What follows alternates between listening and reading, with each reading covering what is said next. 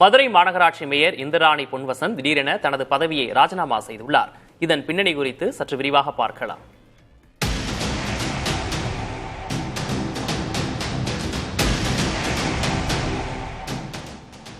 மதுரை மாநகராட்சியில் நடந்த சொத்து வரி முறைகேடு வழக்கு நீண்ட நாட்களாக பல்வேறு சர்ச்சைகளுக்கு வித்திட்டு வந்தது.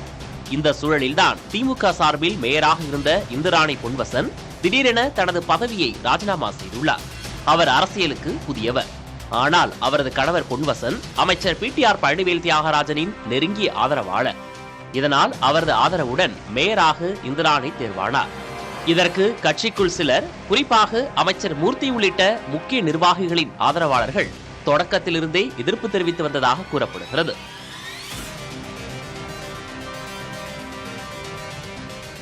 சில மாதங்களுக்கு முன்பு மாநகராட்சியில் வரி வசூலில் பெரிய அளவில் முறைகேடு நடந்ததாக குற்றச்சாட்டு எழுந்தது. இதை மத்திய குற்றப்பிரிவு காவல்துறையினர் விசாரித்து மேயரின் கணவர் பொன்வசந்த் உட்பட 23 பேரை கைது செய்தனர். இதைத் தொடர்ந்து மாநகராட்சியிலும் திமுகவினரிடையேயும் அழுத்தம் அதிகரித்தது. மாநகராட்சியின் 5 மண்டல தலைவர்கள் ராஜினாமா செய்த நிலையில் மேயர் மட்டும் பதவி விலகாமல் இருந்தது பேசுபொருளானது.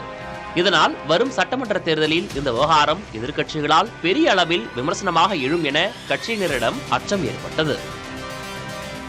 இந்த சூழ்நிலையில்தான் மேயர் இந்திராணி பொன்வசந்த் தனது ராஜினாமா கடிதத்தை மாநகராட்சி ஆணையரிடம் சமர்ப்பித்துள்ளார்.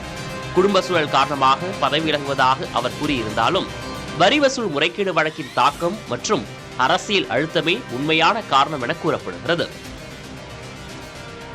வெள்ளிக்கிழமை நடைபெறும் மாமன்ற கூட்டத்தில் துணை மேயர் நாகராஜன் தலைமையில் மாமன்ற உறுப்பினர்கள் முன்னிலையில் இந்திராணியின் ராஜினாமா அதிகாரப்பூர்வமாக ஏற்கப்பட உள்ளது. புதிய தலைமுறைக்காக செய்தியாளர் பிரசன்னா.